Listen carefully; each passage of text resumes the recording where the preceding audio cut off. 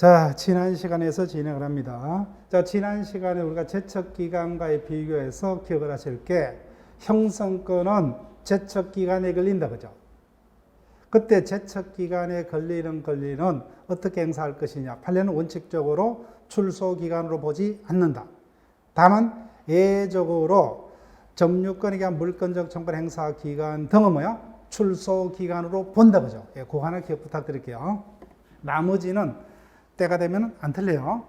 자, 그다음 소멸시효 요건 갑니다. 자, 첫 번째 출제가 될 수 있는 경우입니다. 대상. 즉, 총설 파트 보세요. 권리자의 권리가 시효 소멸되려면 첫 번째가 뭐죠? 권리가 소멸시효에 걸릴 수 있는 권리라 해야 되고, 두 번째 뭐요? 그 권리자가 뭐요? 권리를 행사할 수 있음에도 불구하고 권리를 불행사를 해야 되고, 그 다음에 마지막에 그 불행사가 일정 기간 계속이 돼야 됩니다. 첫 번째가 대상 권리. 쉽습니다. 대상 권리 뭐요? 두 가지밖에 없어요. 채권과 용익물권. 나머지는 뭐요? 소멸시효 안 걸린다 보시면 돼요. 두 개밖에 안 걸려요, 그죠? 예, 채권과 용익물권. 자, 그러면 이 상태로만 바로 문제를 한번 풀어볼게요. 자, 매일 문제 보세요. 고주차 문제. 고주차 문제. 1번. 제척기간에 걸리는, 제척기간에 관한 설명 중 틀림없어. 1번. 제척기간에 의한 권리 소멸은 장래를 향해서 맞죠, 그죠? 그 다음, 2번. 당사의 주장에 관계없이, 그죠? 법원이 직권으로. 그 다음에 중단 정지 포기 안 된다고 씁니다. 5번. 마지막에 추후 보완될 수 있다. 말 틀죠, 그죠? 추후 보완 안 됩니다. 자, 그럼 2번 보세요. 제척기간에 걸리는 건 뭐예요? 채권과 용익물권밖에 없어요. 그럼 여기서 바로 채권 찾으면 돼요. 채권자가 붙은 게 몇 번이야? 1번. 그럼 나머지 볼 필요 없어요, 채권. 채권이 없으면 뭐예요? 두 번째 찾는 게 뭐예요? 용익물권 찾아야 돼요. 근데 용익물권 안 보이면 뭐예요? 청구권이란 단어를 찾으시면 돼요, 청구권.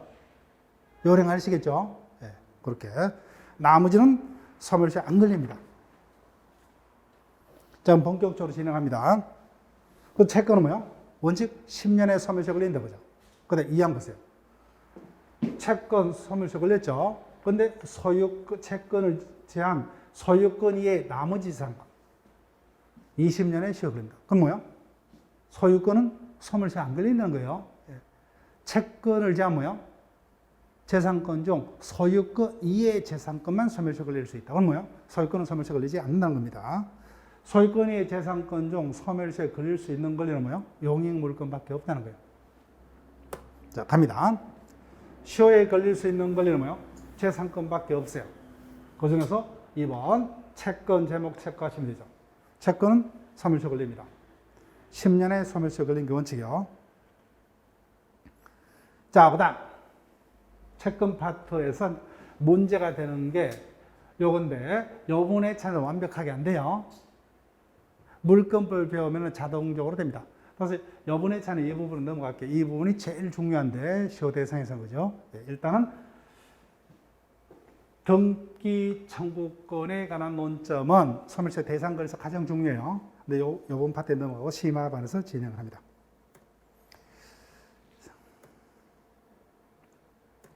그래서 어디를 오시냐면 용익물권요.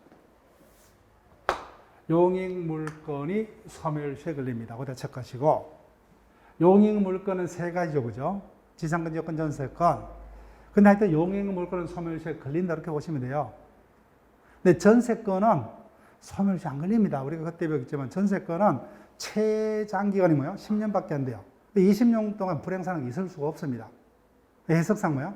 전세권은 소멸시효 안 걸린다지만 그게 지문화될 리는 없어요. 왜요? 사건화될 수 있어요? 없어요? 없습니다. 그러니까 판례가 없어요. 현실적으로 두 가지인데 그냥 일반적으로 용익물권은 소멸시효 걸린다 이렇게 보시면 돼요. 그 다음 4번 손댈 필요 없어요. 채권이다, 그죠? 소멸시효 걸립니다. 다만 상사채권은 5년에 걸립니다. 그 다음 5번도 똑같아요. 초세 채권이요. 소멸시효 걸립니다. 5년에 걸립니다. 그 다음 그러면은 소멸시효 걸리는 권리만 두 가지 외우면 되죠. 그 요령은 뭐예요? 채권 찾으면 돼요. 그 채권이란 문구가 있으면 뭐예요? 아주 쉽죠. 근데 채권이 없다면 우리는 용익물권 찾으면 돼요. 용익물권도 안 보인다. 그러면 뭐야? 앞서 우리가 봤던 청구권이 원칙 소멸시효 권리죠. 그 청구권을 찾으면 돼. 청구권에 단어가 붙은 거. 그런 식으로 찾는 겁니다. 자, 그럼 쭉 확인해요. 자, 나머지는 손댈 필요 없어요. 소유권 소멸시 안 걸리죠? 본문 볼 필요 없어요. 소유권은 항구적인 권리이기 때문에 소멸시 안 걸린다. 근데 점유권도 뭐야? 점유라는 사실에 의존하기 때문에 점유가 있으면 뭐야? 점유권이 있고 점유가 상실되면 곧바로 소멸되기 때문에 이거는 이론상 걸릴 수가 없어요. 성질상. 그 다음 물권적 청구권. 이 부분도 이번에 차는 너무 신경 쓰지 마세요. 물권은 배타적 지배권이죠. 그래서 물권자의 물권이 침해되면 물권자는 침해자를 상대로 그 침해 배제를 청구할 수 있는 청구권이 물권으로부터 발생합니다. 이를 물권적 청구권. 자, 앞서 물권에는 뭐요? 소유권이 있었죠. 근데 소유권은 소멸시효 걸리지 않기 때문에 소유권에 대한 물권 청구는 소멸시효 걸리지 않는다. 이 판례를 우리가 봐야 되는데 이 부분도 우리가 다음에 쳐볼게요. 자, 그 다음 나머지도 손대지 마세요. 물권은 소유권뿐만 아니라 나머지 제한 물권도 있죠. 나머지 제한 물권으로부터 생기는 물권적 조건이 소멸시효 걸리느냐? 여기서는 뭐야? 외울 필요는 없는데 개인적으로는 안 걸린다가 맞아요. 안 걸린다가 맞는데 여튼 뭐야? 굳이 하시려면 견해가 대립한다. 근데 출제 안 됩니다. 출제는 뭐야? 여기서 출제 판례. 일단은 그런 어떤 언급만 하고 넘어갑니다. 이번에 차에서는 물권법적 시각이 우리가 되면 다음 회차는 그냥 자동적으로 읽으면 되기 때문에 자, 그래서 이번 기본반에서는 뭐요? 채권과 용익 물권이 소멸시효에 걸리더라고요. 나머지는 소멸시효 걸리지 않더라. 그 다음에 지문에서 뭐요? 채권이라는 명백한 단어가 있고, 그 다음 뭐요? 용익 물권 단어가 있으면 문제가 없죠, 그죠? 근데 그와 같은 단어가 없다면 청구권을 찾으면 그게 소멸시효의 대상이 된다, 그죠? 그런 식으로 빠져나가는 거기까지만, 그죠? 자, 그래서 이 판례는 다음 회차에 할게요. 그 다음. 담보물권은 뭐예요? 우리 그것도 보겠지만 담보물권은 뭐예요? 주된 권리가 아니라 피담보 채권을 담보하기 위한 종된 권리죠. 그러니까 뭐예요? 주된 권리하고 적피담보 채권과 독립해서 소멸시효 안 걸립니다. 그러니까 뭐예요? 유치권, 질권, 저당권 등은 소멸시효 걸리지 않는다. 걸리는 건 뭐예요? 채권하고 용익물권밖에 없다. 그 다음에 뭐예요? 제목을 신경 쓸 필요 없어요. 상린권, 우리가 물권법에서 배웁니다. 그건 소유권의 하나의 내용이요. 그건 소멸시효 걸릴 수가 없어요. 그 다음에 물어볼게요. 공유물 분할 청구권은, 이거는 청구권입니까? 형성권이요? 형성권이죠, 형성권. 형성권은 소멸시효 안 걸린다고 그랬잖아요. 그래서 공유물 분할 청구권은, 이거는 공유 관계가 뭐예요? 존속하는 한 공유물 분할 청구권만이 소멸시효 걸리지 않습니다. 형성권이에요. 형성권은 소멸시효 안 걸려요. 네. 그 다음, 비재산권 안 걸리죠, 그죠? 자, 그러면은 여기다가 체크할게요. 7번 형성권. 앞서도 봤죠, 그죠? 형성권은 무조건 제척기간에 걸려요. 제척기간. 근데 문제는 그 행사기간, 존속기간이 얼마냐는 겁니다. 존속기간. 앞에 취소권자의 취소권은 그 존속기간이 146조에서 정해져 있었죠. 그런데 우리가 알고 있는 형성권, 초인권, 철회권, 해제권, 해지권, 상계권 등 대부분의 형성권은 언제까지 행사를 해야 되느냐, 그 존속기간이 뭐예요? 법에 정해져 있지 않습니다. 이것을 어떻게 해석할 거냐고요. 그래서 기억할게요. 이와 같이 존속기간에 정함이 뭐예요? 법에 없어요. 그때는 뭐예요? 해석상 몇 년요? 10년의 제척기간에 걸린다고 해석을 합니다. 자, 왜 이렇게 해석하느냐? 근거는 제가 설명을 드릴 텐데, 그죠? 그 부분은 무시하세요. 결론만 기억하시면 되는데, 우리가 채권법에서 보겠지만, 채권자가 뭐예요? 계약을 해지하게 되면은 원상회복 청구권이 발생합니다. 청구권은 원칙적으로 뭐예요? 소멸시효 걸려요. 몇 년요? 10년이 원칙이에요. 그런데 형성권은 소유권 아니죠? 재산권 맞죠? 기타 재산권에서 뭐요? 20년으로 해석하는 순간 어떻게 됩니까? 열심히 형성권을 행사를 했다면 뭐요? 그로부터 생기는 부당이득 반환 청구는 뭐요? 10년밖에 인정이 안 되죠. 근데 계속해서 뭐요? 행사하지 않으면 20년까지 행사할 수 있다. 뭔가 문제가 있다, 그죠? 그래서 균형상 형성권은 그 행사로부터 뭐요? 생기는 부당이득 반환 청구권 등의 소멸시효 기간과 균형상 원칙 몇 년요? 10년으로 해석을 합니다. 10년. 자, 그러면 요거 기억하시면 되죠. 법에서 그 존속기간이 정해지지 않는 형성권의 존속기간은 뭐야? 10년으로 해석을 한다, 그죠? 자, 그 다음, 이 부분이요. 이게 출제 안 된다 그렇습니다. 자, 앞서도 설명해 드렸습니다. 취소 파트에서. 취소권자가 취소하게 되면 이행 전에 이행할 필요 없지만, 이미 이행했다면 뭐요? 부당이득 반환 청구권이 발생하죠. 청구권이니까 어디에 걸려요? 소멸시효 걸립니다. 소멸시효. 그러면 그 부당이득 반환 청구를 언제 몇 년에 소멸시효에 걸리냐는 겁니다. 우리 좀 이따 보겠지만 소멸시효는 뭐예요? 권리자가 자신의 권리를 행사할 수 있는 때로부터입니다. 그럼 부당이득 반환 청구권을 언제 행사할 수 있다? 당연히 취소권 행사한 때로부터 비로소 생겼죠. 그러니까 뭐예요? 형성권을 행사한 때로부터 그때부터 10년의 소멸시효에 걸리는 거예요. 근데 이 부분 아직까지 출제가 안 됐어요. 일단은 이번 기본 이론반에 뭐야? 크게 신경 쓰지 마시고 일단 그렇구나 하고 넘어가세요. 자, 혹시나 이 부분이 출제될 수가 있지만은 출제되는 상당히 난이도 높은 지문인데 일단 우리가 기본만 통과하면 뭐야? 나중에 여유가 있다면 그때 기억할게요. 자, 그러면 요 기본 이론반에서는 대상 권리는 뭐만 집중하면 돼요? 채권 찾는 거죠. 채권이 없다면 용익 물권 찾는 겁니다. 나머지는 시효에 걸리지 않는다. 소멸시효. 근데 채권이란 단어, 용익 물권이 지문에 없어요. 그러면 뭐예요? 청구권을 찾으면 되죠. 그죠? 청구권은 원칙적으로 소멸시효 걸리기 때문에. 자, 항변권. 소멸시효 걸리지 않는다. 그죠? 소멸시효 걸린 것은 채권과 용익 물권이다. 그죠? 자, 그러면 그 교과서 기출 문제를 볼게요. 소멸시효 걸리는 권리, 뭐 찾아달라고 그러죠? 채권과 용익 물권이죠. 근데 채권이 없죠. 그죠? 용익 물권도 없어요. 자, 그럼 채권적 성질을 가지는 것을 찾아내야 돼요. 근데 보니까 뭐예요? 점유권, 유치권, 이거는 물권 맞죠? 주의, 토의, 토행권도 뭐예요? 상린권이요. 그럼 명백히 소멸시효 걸리지 아니하면 우리가 당연히 알 수 있습니다. 물권법을 배우게 되면. 그 다음, 청구인데 뭐예요? 소유권에서 발생한 물권 청구이죠. 안 걸립니다. 그러니까 본격적으로 그 판례는 안 받지만 소유권이 소멸시효에 걸리지 않기 때문에 소유권으로부터 뭐예요? 생기는 물권 청구도 소멸시효에 걸리지 않는다. 그런데 이게 보니까 뭐예요? 구상권 돼 있죠. 정확하게는 뭐예요?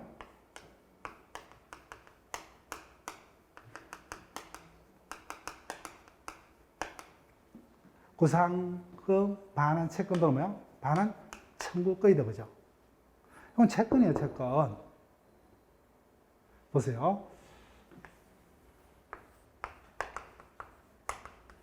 채무자가 뭐예요? 채권자로부터 돈을 빌립니다. 채권자가 담보를 요구한다. 그죠? 우리 그때 물권법에서 다시 설명하겠지만 부동산이 없어요. 그러니까 뭐예요? 친구를 찾아가죠.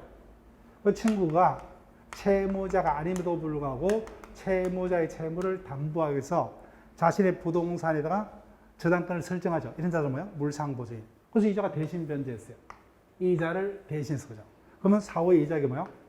내가 대신 변제한 것만큼 뭐야? 대도를 달라. 구상권 행사할 수 있죠. 당연히 채권이니까 물건이요. 누구에게만 구상권 행사할 수 있어요? 채권이잖아요. 그러니까 채권이에요. 채권. 그러니까 소멸시효에 걸린다는 겁니다. 네, 그런 거죠. 자, 그러면 이것도 하나 묘령이요. 자, 여기까지는 물건인 줄 안다. 그죠? 이것도 물건부터 배우면 당연히 압니다. 이것도 뭐야? 소유권이가 물건적 청구권이라는 거 당연히 알아요. 그럼 나머지는 민법상의 물건 8가지죠. 그거는 없죠. 그죠? 그럼 물건이 아닌 것은 뭐예요? 채권이라는 거예요. 채권. 그래서 구상권 누구에게만? 이자에게만 구상권을 행사할 수 있죠. 그럼 채권적 성질을 가진다. 네, 그렇게 보시면 돼요. 자, 그래서 대상 권리까지는 봤습니다. 소멸시효 대상 권리에서는 등기 청구권이 가장 중요합니다. 근데 그 파트는 우리가 물권법을 배우고 다음에 차. 그 다음에 소유권에 대한 물권 청구권과 관련한 어떤 개별 교과서에 실린 판례도 우리가 심화반에서 검토를 합니다. 자, 두 번째 요건이요. 권리자가 자신의 권리를 행사할 수 있음에도 불구하고 불행사해야 되죠. 자, 소멸시효 파트에서는 이론적으로 이 부분이 가장 중요합니다.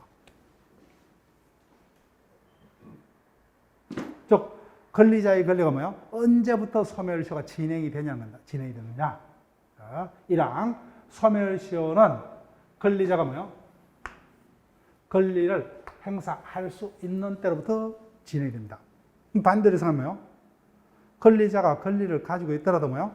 행사할 수 없는 동안에는 소멸시효가 진행되지 않는답니다. 그래서 이 양탕구래요. 부작위 채권은 뭐요? 위반 행위를 한 때로부터 소멸시효가 진행된다. 위반 행위를 한 때로부터. 자, 그럼 갑니다. 교과서. 권리자의 권리는 언제부터 소멸시효가 시작하느냐. 기산점이 언제부터냐? 권리자가 자신의 권리를 행사할 수 있는 때로부터. 근데 반대로 해석하면 뭐예요? 권리가 있더라도 권리를 행사할 수 없는 동안에는 소멸시효가 진행되지 않는다. 자, 그러면 교과서 표현을 보세요. 그러면 권리를 행사할 수 있는 때란, 다른 말로 뭐예요? 권리를 행사할 수 없는 때란. 자, 체크할게요. 권리 행사에 법률상의 장애가 없는 경우를 말한다. 어디 체크할게요. 왜 권리자가 자신의 권리를 행사할 수 없었나 보죠? 법률상의 장애 때문에. 법률상의 장애하고 반대는 뭐예요? 사회상의적이죠. 그래서 사실상의 장애는 뭐예요? 그대로 소멸시효가 진행한다. 소멸시효가 진행하지 멈추지 않는다죠. 그죠? 예. 소멸시효 진행에 영향을 미치지 않는다. 그대로 진행한답니다. 그래서 이 부분 시험에 떴어요. 자, 그래서 권리자가 권리를 행사할 수 없는 때는 소멸시효가 진행이 안 되는데, 이거는 뭐야? 당연히 뭐야? 우리 상식상 법률상의 장애 때문에 권리자가 권리를 행사할 수 없었던 경우만 소멸시효 진행이 안 되어야 하겠죠. 그죠? 그러니까 개인적인 이유, 나머지를 통틀어서 뭐야? 사실상의 장애는 소멸시효가 그대로 진행이 되어야만 합니다. 그럼 법률상의 장애 이미 봤어요. 아무리 내가 빨리 뭐야? 아버지로부터 핸드폰을 정려받고자 하더라도 뭐요? 약속한 기한부 법률행위라면 뭐요? 기한이 도래돼야 되죠. 조건부로 약속했다면 뭐요? 조건이 성취가 돼야 되죠. 따라서 기한부 근래 기한이 미도래, 조건부 근래 조건이 불성취된 동안은 권리를 행사 못하죠. 그런 경우는 소멸시효가 진행이 안 됩니다. 나머지는 뭐요? 다 진행이 된다는 겁니다. 나머지는 뭐요? 통틀어서 사실상의 장애. 교과서 예를 보세요. 내가 권리가 있는 줄 몰랐다, 그죠? 또 뭐야? 내가 개인적으로 아팠다, 그죠? 바빴다. 다 변명에 불과합니다. 그대로 소멸시효가 그대로 진행이 됩니다. 그래서 법률상의 장애 사유가 있는 경우만 소멸시효가 진행이 되지 않는다. 사실상의 장애가 있더라도 뭐요? 소멸시효는 그대로 진행이 되더라. 자, 그래서 이 부분 1번 판례 볼게요. 자, 매수인이 건물을 매수했습니다. 그럼 매도로부터 이전 등기를 받아야만 소유권을 취득하죠. 매수인은 매도인에게 뭐예요? 이전 등기를 청구할 수 있죠. 그죠? 소멸시효 걸리죠. 그죠?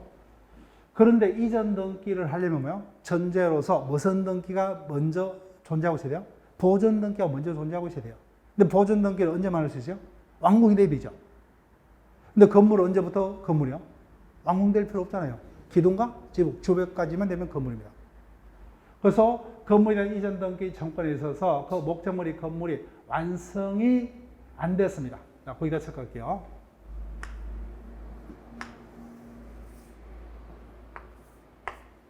요거는 당연히 법률상의 장애 맞죠, 그죠? 따라서 건물이 완성이 되어서 보존 등기를 할 수 있는 동안에는 매수인의 매도에 대한 소유권 이전 등기 청구는 소멸시효가 진행이 된답니다. 안 된다는 거예요. 언제부터요? 완공이 된 때로부터. 그때 보존 등기 할 수 있죠. 보존 등기가 돼야만 이전 등기가 가능하므로 그때부터 소멸시효가 진행이 된다. 예. 자, 그 다음에 2번요. 출제가 됐습니다. 이게 사실상의 장애냐, 법률상의 장애냐는 거예요.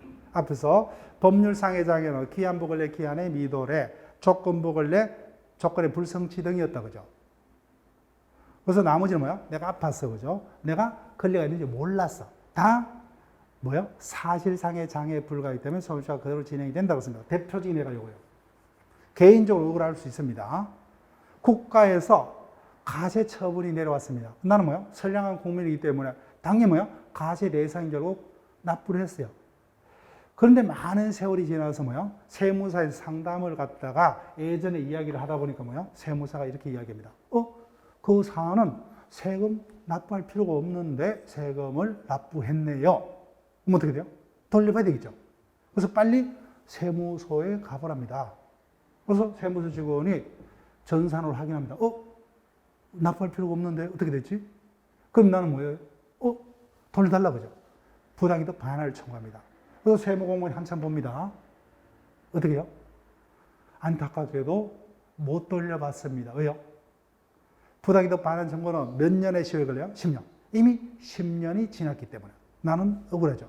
나는 국가에서 가제처분을 왔기 때문에 세금 납부 대상인 줄 알았다 그죠? 세금 대상, 납부 대상이 아닌 걸 알았다 몰랐다? 몰랐다. 근데 여기다 몰랐다는 사정 법률상의 장애가 아니라 사실상의 장애로 본다는 거예요. 알았든지 몰랐든지. 그래서 이겁니다. 무효인 가제처분에게 원합한 세금의 부당이득 반환 청구는 원합한 때로부터입니다. 그때부터죠. 몰랐다는 것은 이거는 사실상의 장애에 불과하다는 겁니다. 개인적으로는 억울할 수 있지만. 좀 개인적으로 봤을 때는 문제가 있죠. 그죠? 예. 자, 지금부터요. 그래서 이 부분을 계속적으로 내 것으로 하셔야 되는데, 그래서 해당 권리가 이해가 되면 이 부분이 단순 암기가 아니에요. 그래서 일단 해당 권리를 이해를 통해서 이 부분을 일단 내 것으로 하고 그때 이해가 됐다면 이제 본격적인 키포인트 질문을 외울 겁니다. 자, 개별 권리가 언제부터 소멸시효가 진행되느냐? 언제부터요? 내가 해당 권리를 가지고 있을 때, 그 권리를 내가 행사를 할 수 있는 때로부터입니다. 자, 1번 체크하시고, 언제부터 소멸시효가 진행이 되냐, 그죠? 그때, 본래의 소멸시효의 기산일과 당사자가 주장한 기산이 다릅니다. 그럼 어느 것을 기산할 것이냐? 결론, 변론주의 원칙상, 그 제목은 필요 없어요. 어느 것을 기준합니까? 당사자가 주장하는 기산일을 기준으로 삼습니다. 원칙. 이 부분. 이미 출제가 여러 차례 됐어요. 해당 권리에 본래 기산일과 당사 주장 기산이 서로 다를 때 원칙은 당사자가 주장한 기산일이 기준입니다.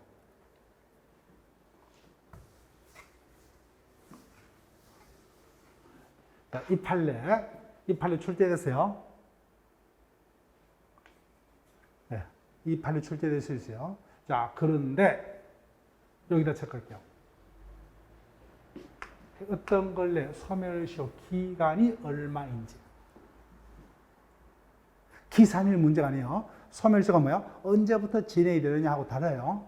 해당 권리가 10년에 소멸시효 걸리느냐, 3년에 걸리느냐, 그죠? 5년에 걸리느냐. 이건 누가 정합니까? 내가 정합니까? 법이 정해요? 법이 정하죠. 소멸시효 기산이 아니에요. 기간입니다. 해당 권리가 몇 년에 소멸시효에 걸리냐는 것은 이거는 법의 문제이기 때문에 이거는 당사자가 주장이 아니라 법원이 직권입니다. 기산이라고 혼동하시면 안 돼요. 기산일은 당사자가 주장한 기산일이 원칙이 된다. 소멸시효 기간은 이거는 법원이 알아서 법에서 정하는 거니까. 자, 그럼 개별 권리로 갑니다. 2번. 이거는 이제는 문제가 안 되죠. 합격하면 차를 사주겠다. 그럼 언제부터 차를 사달라고 권리 행사할 수 있어요? 합격한 때로부터죠.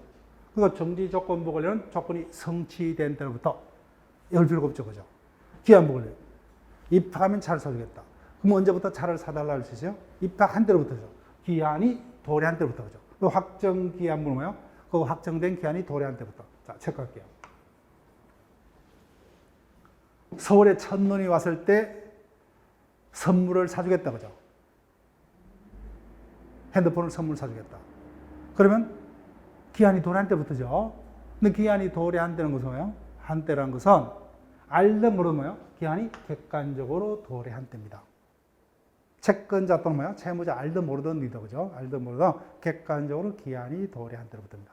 자, 다시 한번 기한부 권리는 기한이 도래한 때부터인데 확정기한부 권리는 확정된 기한이 도래한 때부터죠. 불확정기한부 권리는 알든 모르든 채권자, 채무자가 알든 모르든 객관적으로 기한이 도래한 때부터. 단골 질문이요. 자, 그 다음에 용익물건. 신경 쓸 필요 없어요. 용익물건 소멸시효 걸리죠. 원칙 언제부터요? 해당 권리가 발생한 때부터 물권자가 권리를 행사할 수 있기 때문에 그때부터입니다. 그 다음에 채권 체크할게요.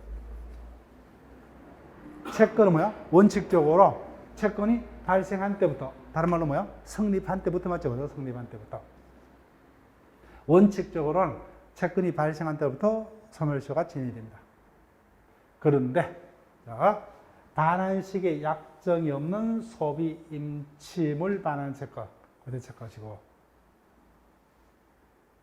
소비 임치 보통 예금 이렇게 적으시면 돼요. 보통 예금. 임치 물건을 보관을 맡긴다 그죠.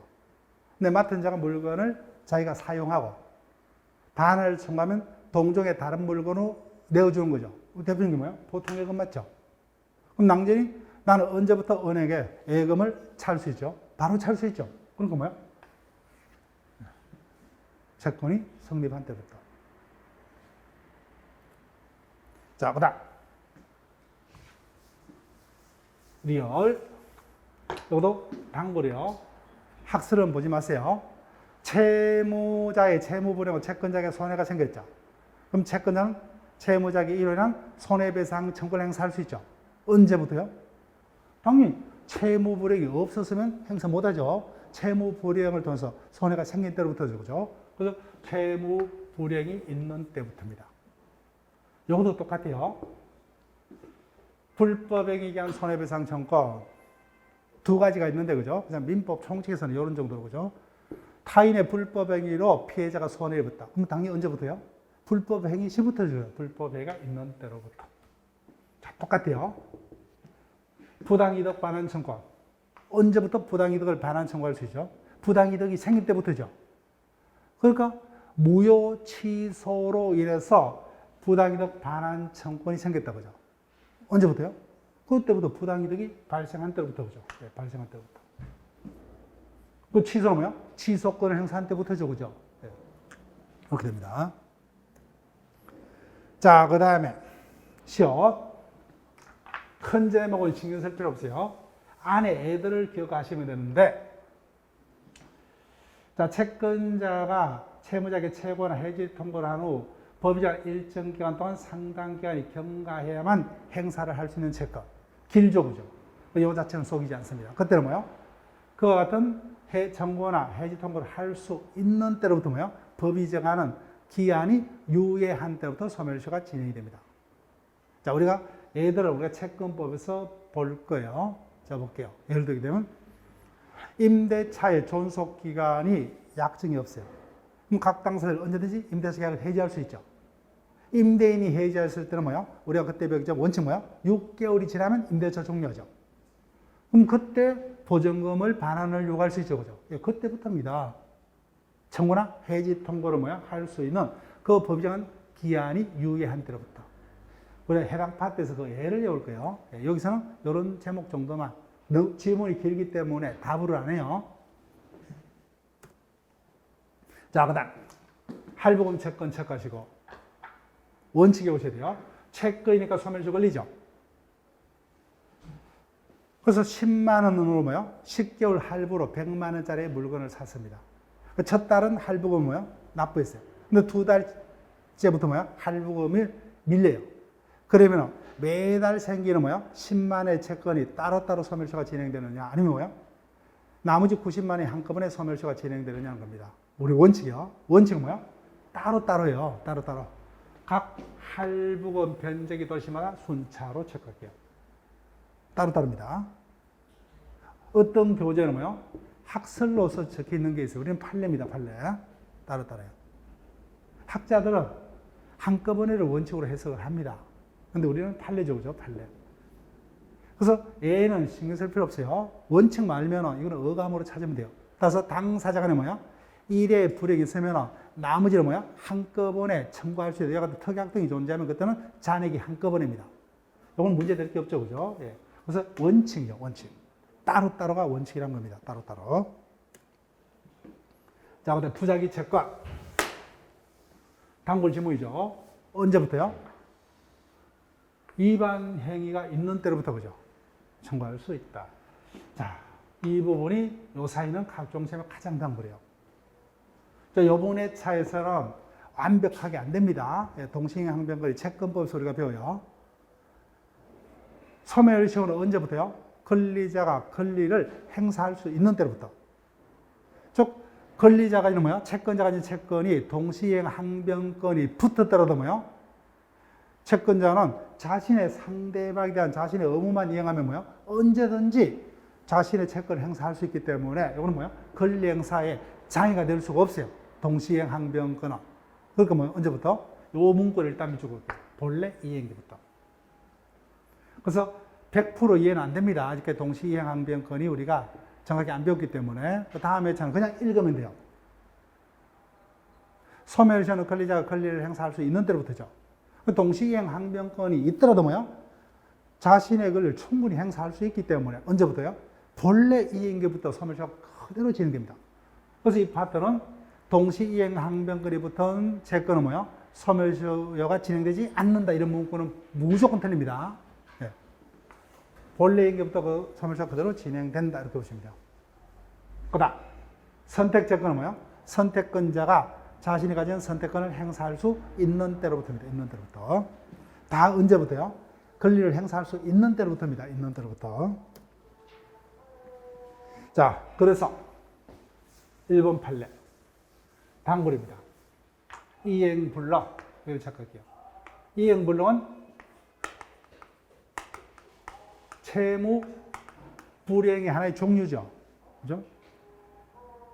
그래서 매매로 인한 부동산 소유권 이전 채무의 이행불능으로 인한 매수인의 뭐요? 매도인에 대한 손해배상 채권. 채무불이행으로 손해배상 채권이 발생했죠. 언제부터요? 채무불이행이 있는 때로부터죠. 그러니까 뭐요? 이행불능이 된 때로부터. 네. 즉 채무불이행의 종류입니다. 자, 2번 판례 넘어갈게요. 네. 자, 그 다음에 3번 판례요. 우리 시험 출제가 됐어요.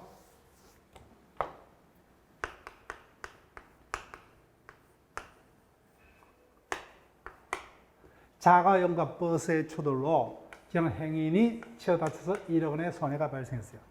근데 자가용이 70%의 가실이 있고 버스가 30%의 가실이 있다고 하죠. 그렇지만 이 경우에 피해자를 두텁게 보호하기 위해서 우리 법은 공동 불법 행위자에게 뭐예요? 연대 책임을 줍니다. 그래서 A가 뭐예요? 1억 원의 손해를 전부 배상했어요. 내부적으로 A는 B에게 뭐예요? 30%의 구상권을 행사할 수 있죠. 그래서 소멸시효 걸린다, 그죠? 언제부터? 대신 변제한 때로부터죠. 그래서 구상권자가 현실로 피해자에게 뭐예요? 대신 손해금을 지급한 때로부터. 네가 부담을 부으면 뭐예요? 3천만 원을 내가 대신 변제했기 때문에 나에게 뭐예요? 되돌다라, 그죠? 자, 4번 판례를 여러분들 한번 읽어보시고. 자, 그 다음 5번 판례를 체크할게요.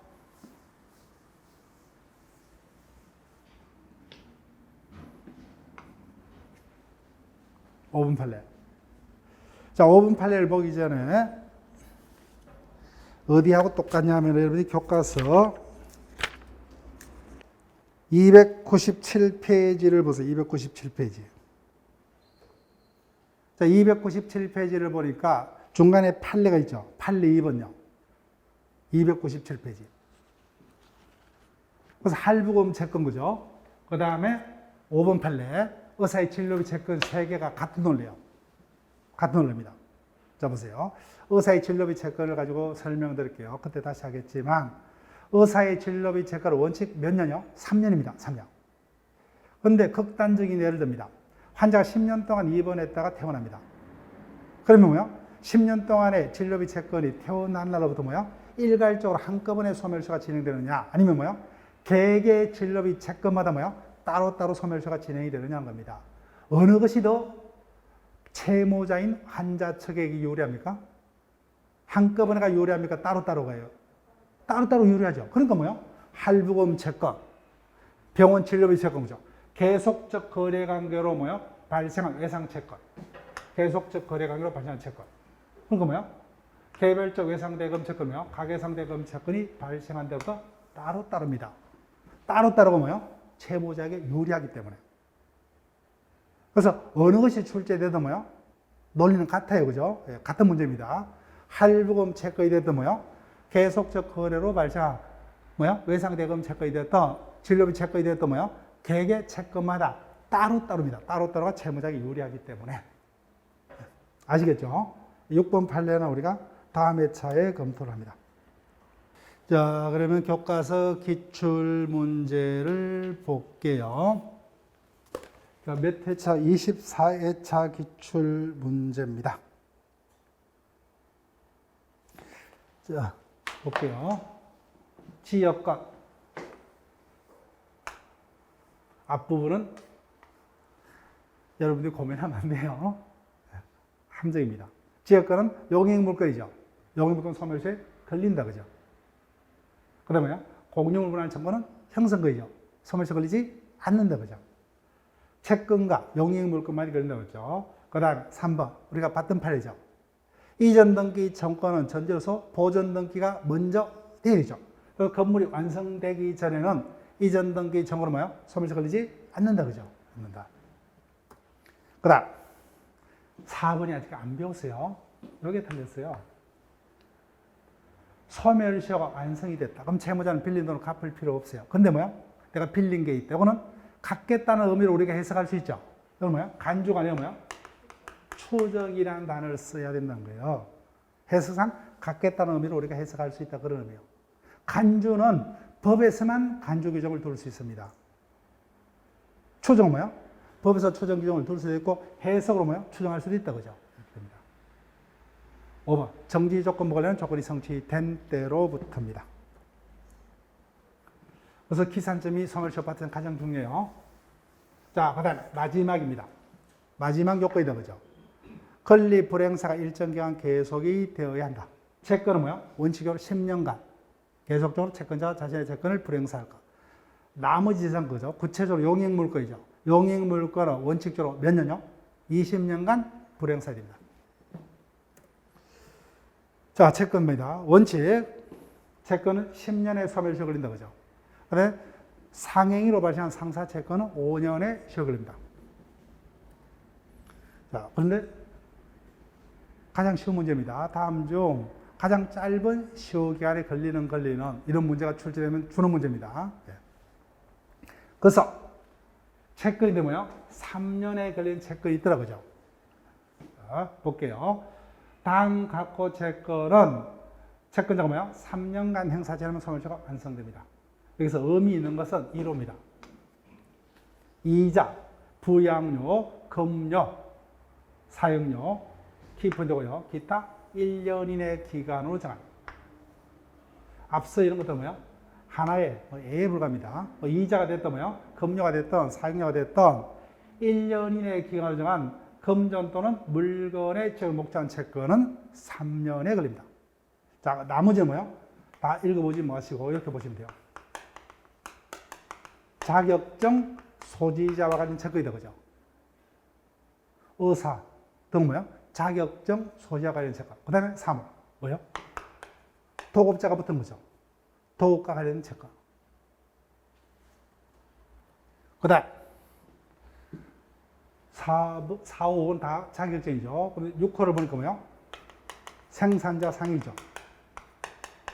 생산자 상이라는 단어가 있으면 3년입니다. 그 다음에 뭐요? 마지막에 수공업자, 제조업자죠. 그래서 수공업자, 제조업자라는 단어가 있으면 그들과 관련 채권은 3년. 그래서 이 부분이 뭐요? 종종 출제됩니다. 도급과 관련 채권은 몇 년이요? 3년. 생산자 상이라고 해서 3년이 되죠. 가장 중요한 것은 기타 1년 이내의 기간으로 정한 물건 또는 금전지급 목적 채권이에요. 그래서 나머지 이런 단어를 위주로 기억하시면 돼요. 자, 그러면 본격적으로 본문을 보세요. 이 부분이에요.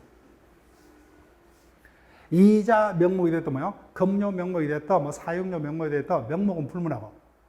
그래서 우리가 압니다. 내가 회사에 근로를 하고 있다면 임금 채권은 몇 년요? 3년에 걸린다고 하죠. 요것 때문에. 기타 1년이 경우, 자, 여기 어떤 의미냐? 체크할게요. 1년 이내 정기적으로 지급되는 채권. 그래서 정기적인 단어는 의미를 한다, 그죠?